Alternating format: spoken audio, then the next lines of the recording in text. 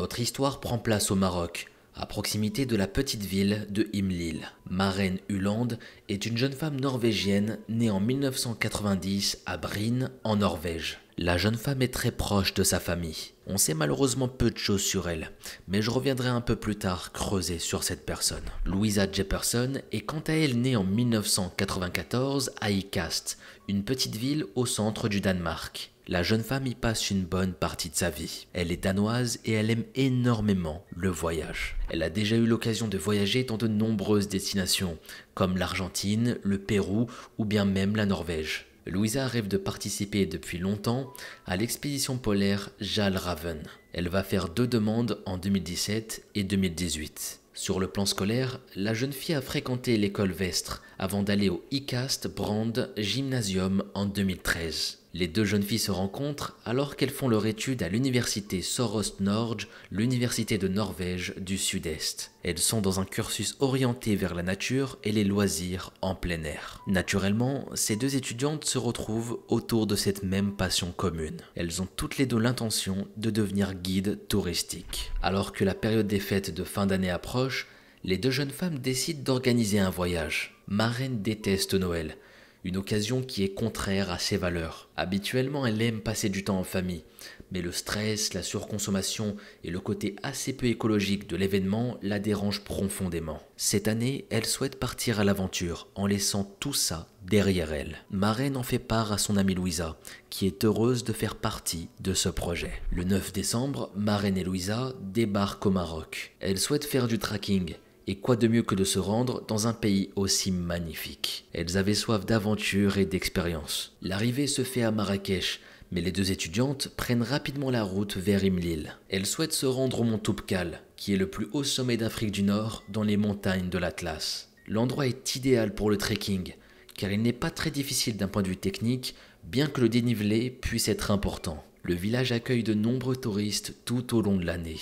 Le 17 décembre 2018, 2 touristes français sont en pleine randonnée dans les montagnes du Haut Atlas, entre Imlil et le mont Toubkal. Les touristes repèrent une tente de loin pendant leur trajet. C'est le matin et ils se disent qu'ils ont peut-être l'occasion de faire connaissance avec d'autres touristes comme eux. Malheureusement, c'est un tout autre spectacle qui les attendait. En s'approchant de plus en plus, ils ne s'attendaient absolument pas à faire cette découverte. Ils tombent sur 2 corps de femmes à proximité de la tente. Elles ont eu la tête littéralement tranchée, les pauvres. Les autorités interviennent rapidement sur les lieux. Les enquêteurs font le tour du site et relèvent les preuves. Les premiers éléments observés permettent de déterminer que les 2 étudiantes ont été surprises alors qu'elles dormaient. La tente a été ouverte sur un côté, comme découpée à l'aide d'une lame. Les examens des corps permettent de savoir qu'une des 2 femmes est morte au sein même de la tente, tandis que son amie a pu s'en extirper. Le corps de cette dernière est rempli de coupures sur les avant-bras. On estime qu'elle s'est défendue avec beaucoup de courage. Une carte d'identité est découverte dans la tente des 2 amis. Elle est au nom d'Abderrahim Khayali. Un guide du secteur va témoigner. Il s'appelle Mohamed Jelal et il est choqué face à cette découverte. L'homme parcourt régulièrement le sentier pour rejoindre le mont Toubkal. Il est souvent en présence de randonneurs et il a eu l'occasion de croiser Maren et Louisa. Les jeunes femmes avaient fait le trajet et étaient restées 3 jours au sommet. Elles avaient dormi dans leur tente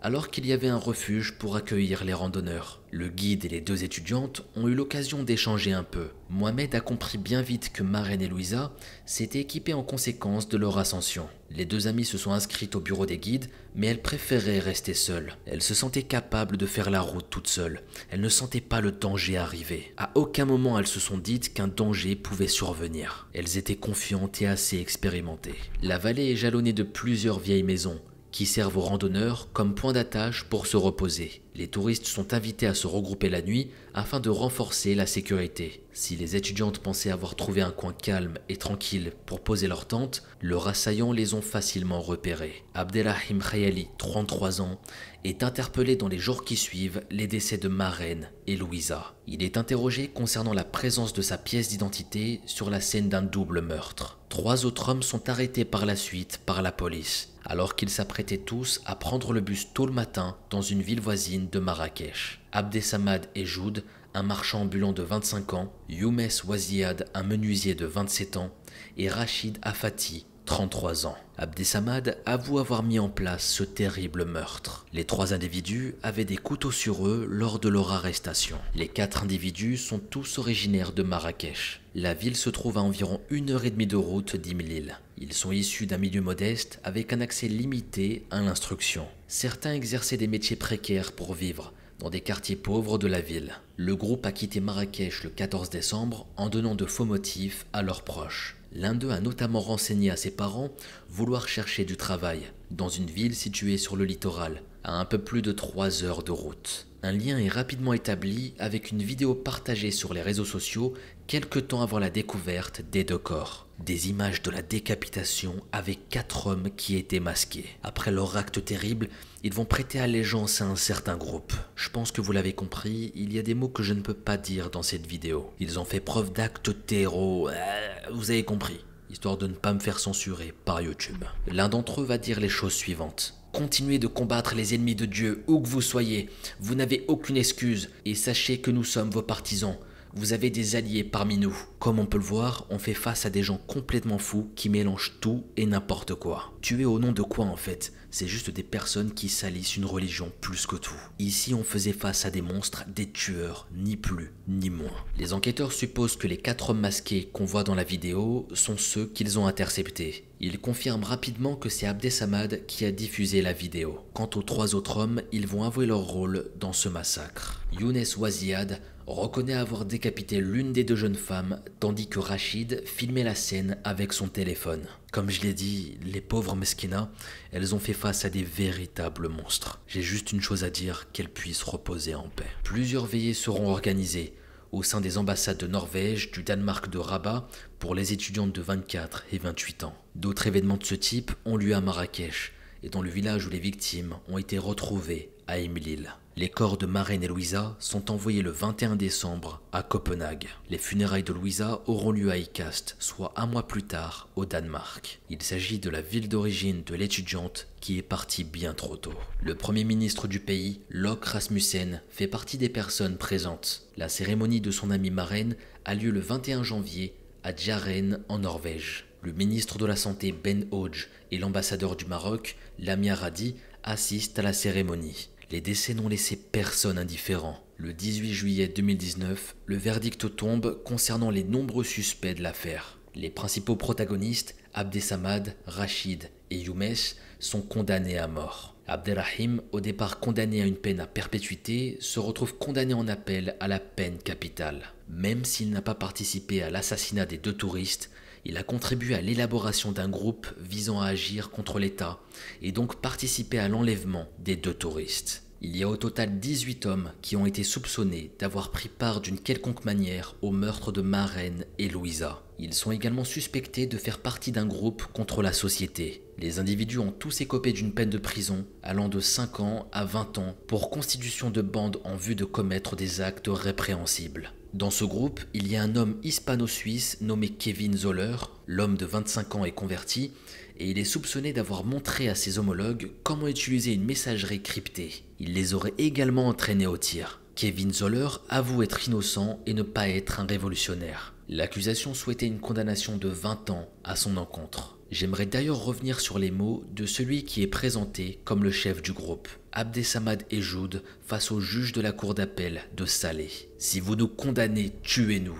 Je ne crois ni en vos lois, ni dans les droits humains. » L'homme s'était présenté à l'audience annonçant le verdict avec une tenue traditionnelle d'un groupe religieux révolutionnaire. L'homme est tellement habité par son combat qu'il se croit au-dessus des lois marocaines. Il pense que personne ne doit le juger. Il n'y a que les membres de son groupe qui peuvent le faire. Younes et Rachid, quant à eux, sont loin de rester dans le silence. Leurs dernières prises de parole sont tout aussi menaçantes que celles de leur chef. Ils vont réciter plein de choses concernant le combat et la guerre. Le tribunal est saisi par la peur. Les accusés ne regrettent pas ce qu'ils ont fait. Leur regard est froid et ils n'ont aucune émotion. Abderrahim, quant à lui, n'a eu de cesse de réitérer ses dires au sujet de la tuerie. Il n'a pas participé au crime et est retourné à Marrakech dans l'idée de se cacher. Les 3 accusés auraient cependant demandé pardon à Dieu, contrairement à leur chef supposé. Ils ont été condamnés à verser la somme de 2 millions de dirhams, soit environ 190 000 euros, aux parents de Maren en guide de dédommagement. La famille avait demandé au départ une somme de 200 000 euros, puis 500 000 euros. La famille avait accusé l'État marocain d'avoir une responsabilité morale dans le meurtre de leur fille. La famille est montée à quasiment à 1 million de demandes, mais ce sera refusé. Le 28 février 2023, Abdelrahim met fin à ses jours au sein de la prison locale d'Oujda, où il était détenu. Il s'est pendu avec des morceaux de tissu qu'il a obtenus à l'aide de ses vêtements, qu'il a attachés au barreau de fenêtre de sa cellule. Il avait 36 ans au moment de sa mort. Notre deuxième histoire prend place dans les environs de Venise, en Italie. Giulia Cecchettin est née en 2001. Elle est la fille de Monica et Gino. Elle a une sœur qui s'appelle Elena et aussi un frère qui s'appelle David. Giulia vit une enfance de ce qu'il y a de plus normal. Elle est attentive à ses études et fréquente l'église de sa paroisse avec sa famille. La jeune femme est proche de sa famille et encore plus quand ils vont subir un drame. En octobre 2022, Monica décède à 51 ans des suites d'un cancer, laissant sa famille sous le choc. La femme de 50 ans s'est battue pendant plus de 7 ans contre cette maladie et elle forçait l'admiration de son entourage. Giulia a un tempérament qui est très agréable et elle était très sociable avec beaucoup d'amis. Elle n'hésite pas à mettre sa vie en scène sur les réseaux sociaux. On la voit en bonne compagnie au bowling, apprécier des sorties à la campagne ou tout simplement présenter ses tenues face à son miroir. Vous savez, les fameux outfits comme on dit, où tu montres ta tenue du jour. Un phénomène qui est beaucoup présent sur les réseaux comme TikTok ou Instagram. Giulia est pleine de vie et son sourire en dit long. Elle fait la fierté de son entourage. Au moment de notre histoire, elle est âgée de 22 ans. Elle est étudiante de l'université de Padoue. Elle a suivi un cursus dans l'ingénierie biomédicale et elle est sur la fin de ses études.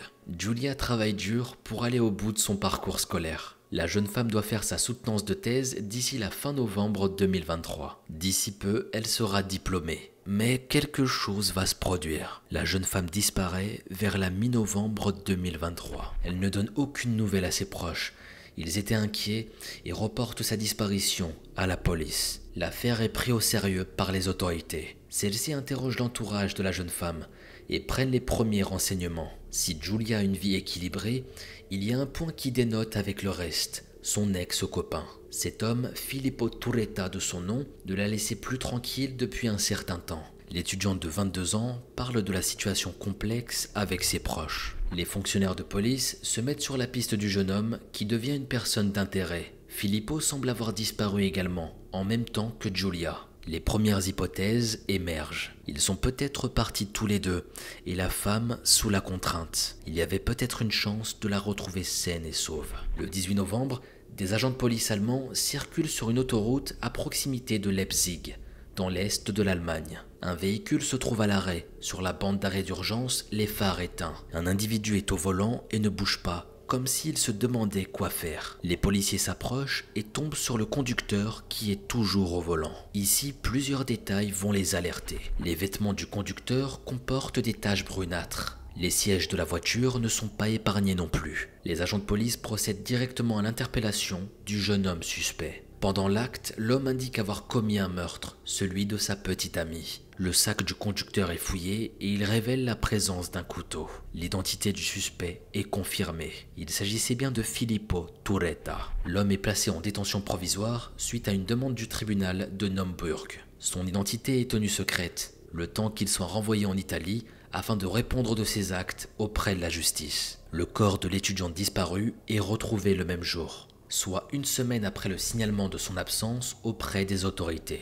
Giulia a été lâchement jetée dans un ravin près du lac Barsis. Cet endroit se trouve à une centaine de kilomètres de Venise. Sa mort est intervenue de manière très violente. La jeune femme a essuyé plusieurs coups de couteau. L'examen médico-légal permet de comptabiliser 26 coups au total, et tous ces coups étaient concentrés au niveau de sa tête et de son cou. Elle a perdu une importante quantité de sang, ce qui a causé un choc hémorragique. Le meurtrier de Giulia ne lui a laissé aucune chance de s'en sortir. Son intention était claire, celle de causer sa mort. L'affaire de disparition se transforme en enquête pour meurtre. Les proches de la jeune femme sont approchés. S'il y avait toujours un espoir de retrouver Giulia en vie, l'annonce que la police leur fait est déchirante. Giulia est morte. Le lendemain de cette terrible nouvelle, Elena incite les Italiens à faire du bruit concernant les féminicides. Il est hors de question que le sort subi par sa sœur soit passé sous silence. Filippo est renvoyé en Italie et entendu par les enquêteurs. Il a avoué le meurtre de son ancienne petite amie et les éléments retrouvés dans son véhicule coïncide avec les preuves récoltées sur le corps de Giulia. Des images de vidéosurveillance permettent de déterminer que la jeune femme a été tuée le 12 novembre. La scène se déroule sur un parking de Vigo Novo, à proximité du lieu de l'habitation de Filippo,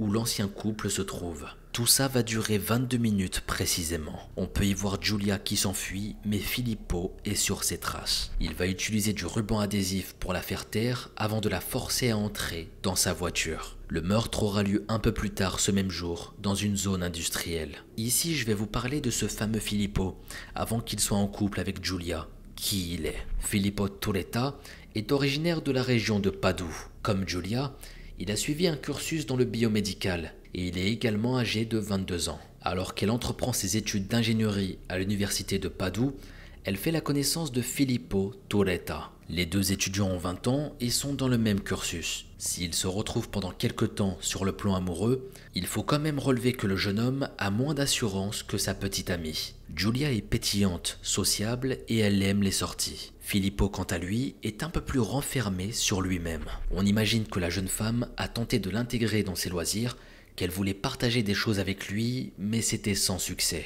Giulia ne se sent pas à l'aise dans cette histoire, et elle finit par se rendre à l'évidence. Il valait mieux rompre, et c'est ce qu'elle va faire après quelques mois de relation. Mais vous vous en doutez bien, Filippo n'était pas du tout d'accord avec cette décision. Son but était de la reconquérir à tout prix, au point d'être étouffant. La jeune femme se confie auprès de ses amis, au travers de notes vocales comme celle-ci. « Hier, il m'a encore écrit des trucs du genre « Je serai toujours là à t'attendre. Tu es la seule chose qui pourrait me rendre heureux, qui pourrait me rendre la joie de vivre, si tu pouvais me donner une seconde chance et d'autres conneries du genre. Le problème est que je commence à développer une certaine colère envers lui, dans le sens où je ne pense pas pouvoir le supporter. » Malgré ce qu'elle laisse penser au travers de ses propres mots, la jeune femme ne parvient pas à couper la communication avec son ex-copain. En fait, Giulia est inquiète pour lui. Filippo profite de la gentillesse de l'étudiante et fait du chantage affectif. Il assure qu'il est déprimé, qu'il est incapable de manger et d'avancer dans son quotidien. Le jeune homme a des mauvaises pensées, il pense à se faire du mal, et il a l'impression que sa vie n'a plus de sens sans Giulia.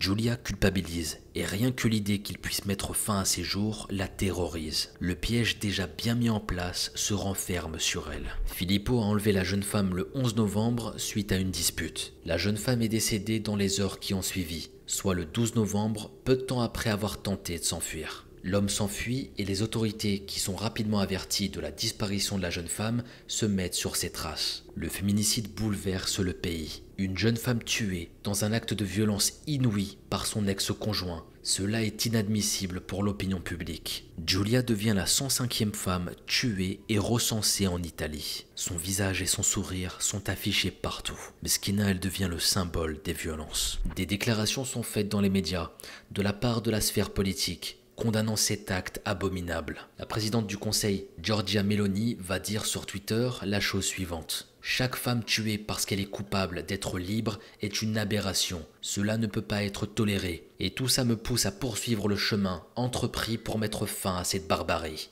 La secrétaire du Parti démocrate, Ellie Schlein, va plus loin dans son discours. Elle souhaite qu'une loi soit adoptée, visant à instruire une sorte de cours sur l'éducation au respect à l'école. La répression ne suffit pas, il n'y a pas de prévention. La culture toxique du patriarcat existe et persiste, et c'est une responsabilité collective d'y mettre fin, en particulier pour les hommes. Le 22 novembre, on invite les écoles du pays à procéder à 2 minutes de silence en hommage à Giulia. Cependant, certains établissements préfèrent faire du bruit pendant 1 minute dans le but de répondre à la demande de sa sœur. C'est la colère qui parle et qui résonne au sein de ces institutions et des vidéos de cette journée sont partagées sur les réseaux sociaux. Les mots d'Elena sont forts. Pour Giulia, qu'on ne fasse pas 1 minute de silence, mais qu'on brûle tout. Des manifestations ont lieu dans de nombreuses villes en Italie, en soutien aux victimes de violences sexistes et sexuelles. Le nom de Giulia Cecchettin est dans tous les esprits. Les obsèques de Giulia ont lieu le 5 décembre 2023, à la basilique Sainte-Justine de Padoue, non loin de Venise. Une foule vient rendre hommage à la jeune étudiante disparue, que ce soit des étudiants, des politiciens ou des personnes qui ont été touchées par l'affaire. Le cercueil blanc de la jeune femme est recouvert de roses. Elle est accueillie sous les applaudissements, les acclamations, les bruits de l'assemblée. C'est une manière de signifier que face à ce type de crime, il faut faire un maximum de bruit pour faire changer les choses. De nombreuses personnes ont un ruban rouge sur leurs vêtements, symbolisant la lutte contre les violences faites aux femmes. La cérémonie est retransmise sur les chaînes d'information nationales. L'Italie pleure la disparition de Giulia. Le procès de Filippo Turetta devait intervenir d'ici les mois à venir, l'affaire étant relativement récente. Le temps que les enquêteurs clôturent l'enquête et que les différents partis se préparent, on espère de tout cœur que les proches de Giulia sont bien entourés. Je vous donnerai des nouvelles si vous me suivez sur mon Instagram Mogota-sama. Et j'aimerais terminer notre histoire sur les mots de la sœur de Giulia, elle qui se bat depuis son décès pour que sa voix soit entendue. Elena refuse de qualifier le meurtrier de sa sœur comme étant un monstre. Les monstres ne sont pas malades, ce sont des enfants saints du patriarcat et de la culture du viol. Lindita Chaptafaj est une jeune femme de 25 ans née le 31 janvier 1994. Elle a un frère qui se nomme Aben. La jeune femme a des origines albanaises. Elle est la fille d'Osman Chaptafaj. Les parents de Lindita et Aben ont divorcé en 2009. Osman n'est pas vraiment proche de ses enfants et perd progressivement contact avec eux. L'homme est autoritaire et a eu des comportements violents par le passé, impactant l'avenir de ses enfants. Quand Lindita est âgée de 17 ans, elle n'a plus du tout contact avec Osman. Je trouve ça plutôt triste de voir un père qui ne montre aucun amour pour ses enfants. Je trouve ça malheureux. Pourquoi tu vas en faire si c'est pour avoir un comportement violent et abject? Je vous jure, ça me dépassera toujours de voir ça. Enfin bref. Le temps passe et Lindita fait connaissance avec un jeune homme, vers 2015. Il se nomme Veton Mousseï et il est né le 29 octobre 1990. Ses parents sont Zirka et Halil Mousseï. Il a deux frères, Lindor et Drilon, de qui il est très proche. Tout comme Lindita, Veton est originaire d'Albanie. Les deux jeunes gens commencent à se fréquenter et ils tombent amoureux. Ils apparaissaient de plus en plus ensemble sur leurs réseaux sociaux. Lindita rencontre les proches de son petit ami et elle présente également sa famille à Veton. Le couple fait l'unanimité auprès de leur entourage. Veton sait que les relations entre sa petite amie et son père sont complexes, mais il n'interfère pas. Le couple est ambitieux et se projette dans l'avenir. Lindita est réceptionniste pour une société immobilière de Melbourne depuis 2017, le collier résidentiel Victoria.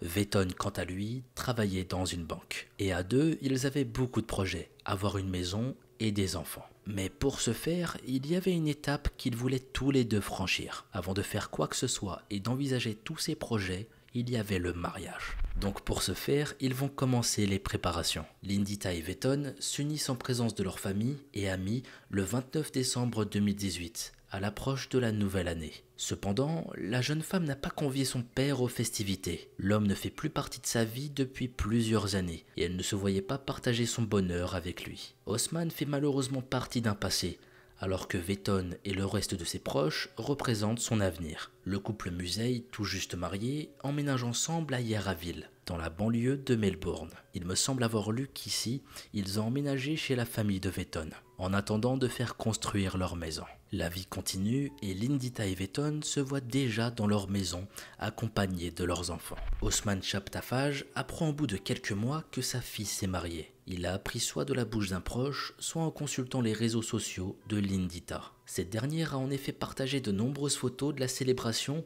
où son mari et elle apparaissent heureux et en communion l'un avec l'autre. Et je peux vous dire qu'en voyant ça, Osman, le père de Lindita, est devenu fou de rage. Il reconnaît des visages sur des photos de groupe. Toute la famille était présente pour l'événement, sauf lui. Il ne connaissait pas le jeune homme qui était devenu son gendre, et ça l'énervait encore plus. D'ailleurs, Veton n'est pas venu à sa rencontre pour lui faire part de son attention. Et ici, je ne suis pas certain que Lindita ait présenté Veton à son père. L'homme ne fait plus partie de sa vie depuis plusieurs années. Elle n'a pas de bons souvenirs le concernant.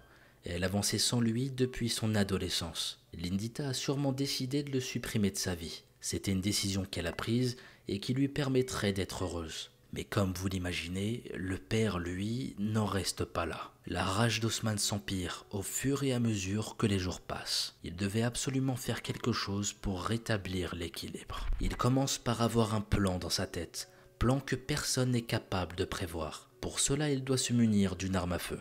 L'homme va découvrir où le couple réside et décide peu de temps après de mettre son plan à exécution. Il se rend sur place et attend tranquillement son retour. Lindita et Veton sont absents. Ils se sont rendus à Melbourne pour le week-end afin de fêter leur premier anniversaire de mariage. Le couple a organisé un petit séjour à l'hôtel afin de marquer le coup. Ils voulaient se retrouver seuls avant de le fêter avec des amis un peu plus tard. À ce moment précis, ils sont loin de se rendre compte ce qui les attend à leur retour. Le Uber de Lindita et Vetton se gare au niveau de la maison le matin du 1er janvier 2020. Le chauffeur les aide à sortir leurs bagages avant de s'en aller. Le couple est heureux et cette parenthèse dans leur quotidien leur fait un bien fou. Ils vont pouvoir raconter tout ce qu'ils ont fait à leur famille. Mais Osman Chaptafaj les surveille, non loin de là. Une fois que la voie est libre, il se lance en direction de son gendre et de sa fille, une arme à la main. Il tire à bout portant sur Lindita et Vetton, alors qu'ils sont sur le porche de la maison, prêts à rentrer. Lindita et son mari se prennent tous les deux une balle. Le couple s'effondre et Osman s'enfuit dans un parc voisin, toujours son arme à la main.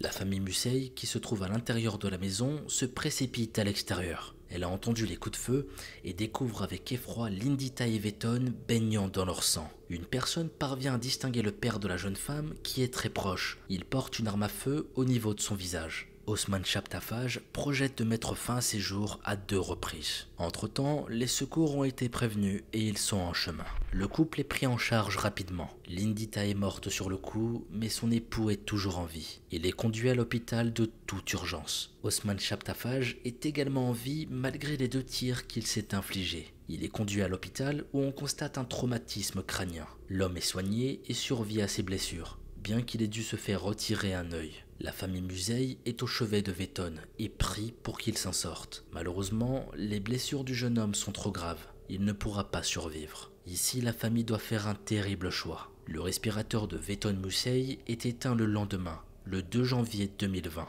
La douleur était déjà vive avec la perte de Lindita. Mais là, voir partir Vetton, ça a dû être une épreuve terrible. La famille Musei a connu 2 pertes simultanées, de la main d'un homme rempli de haine. Osman est interrogé par la police compte tenu des événements passés. L'homme ne comprend pas. Il assure ne pas se souvenir de ce qui s'est passé, mais sa défense ne tient pas bien longtemps. Osman plaide coupable pour 2 chefs d'inculpation pour meurtre alors qu'il se trouve toujours à l'hôpital. Une sorte d'audience est lancée via une visioconférence. L'homme principal suspect dans le double meurtre du couple Musei est sous haute surveillance par la police lors de son séjour à l'hôpital. Il est incarcéré dès que son état de santé est jugé bon. Des funérailles sont organisées pour Lindita et Vetton à la mosquée islamique albanaise de Carlton le 4 janvier 2020. La famille des 2 jeunes gens sont dévastées.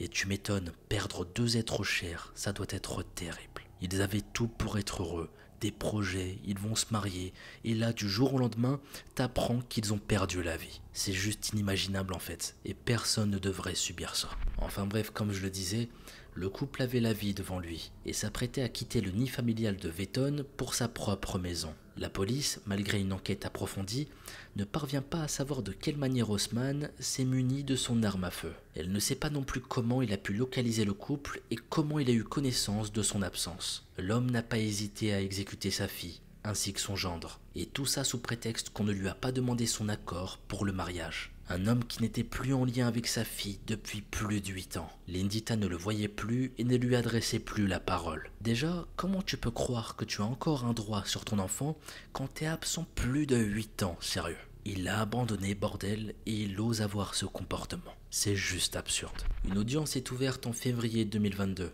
afin de statuer sur la condamnation du suspect. La relation entre Lindita et son père est évoquée. On apprend que la jeune femme restait à l'écart de son père depuis l'âge de 17 ans, et les raisons sont évoquées face à la cour. Osman avait un ascendant sur sa vie, mais pas seulement en tant que père. C'était une pression constante pour la famille. Suite au divorce en 2009 et la séparation physique avec ses proches, Lindita a compris que la situation n'avait jamais été normale, et elle ne voulait pas être associée à son père. L'homme n'a pas supporté que le mariage de sa fille ait eu lieu sans que son fiancé ne soit venu à lui pour lui demander sa main. Osman a vu ce mariage comme un manque de respect envers lui. Il était foudrage selon lui et ça ne devait pas se passer comme ça. Il n'a exprimé aucun remords concernant son acte. Il a commis les meurtres de sang-froid sans se poser aucune question. Et c'est à se demander s'il a aimé juste une seule fois sa fille dans sa vie. Comment tu peux faire ça? Faut vraiment être une merde. Enfin bref, je me calme et je continue cette histoire. L'accusé a découvert que le couple n'était pas chez lui et a attendu 2 heures son retour. De nombreux proches et membres des familles des victimes témoignent à la barre. Le témoignage de Drillon est d'une tristesse incroyable et écoutez ce qu'il va dire. « Je n'aurais jamais pensé qu'à 31 ans, je serai assis dans une chambre d'hôpital avec mon jeune frère, allongé devant moi avec un respirateur artificiel.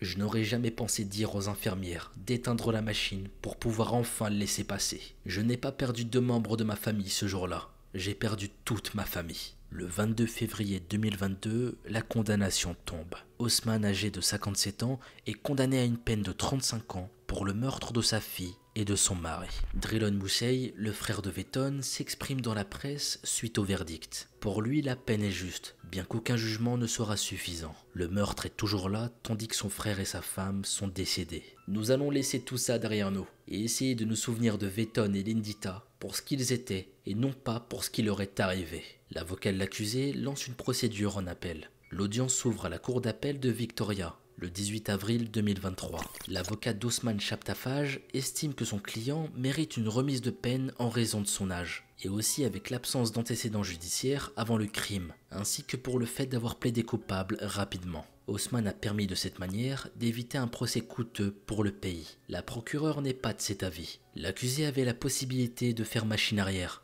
mais il est allé jusqu'au bout de son projet. Il a fait la route jusqu'à Yarraville et a attendu le retour du couple. Comme a pu le souligner son avocat, il y a de fortes chances qu'Osman Chaptafaj décède en prison. Et je dis pas ça pour le plaindre, rassurez-vous. Après une telle atrocité, cet homme mérite de rester en prison jusqu'à la fin de ses jours. Il a arraché 2 vies pour une raison complètement ridicule. Donc bien sûr qu'il mérite de pourrir en prison. Lindita et Vetton resteront pour toujours dans le cœur de leurs proches. Ils n'ont malheureusement pas pu réaliser leur rêve d'obtenir leur maison et d'avoir des enfants. Ils étaient partis fêter leur première année de mariage lors d'un week-end en amoureux. Et ils ont connu la mort à leur retour.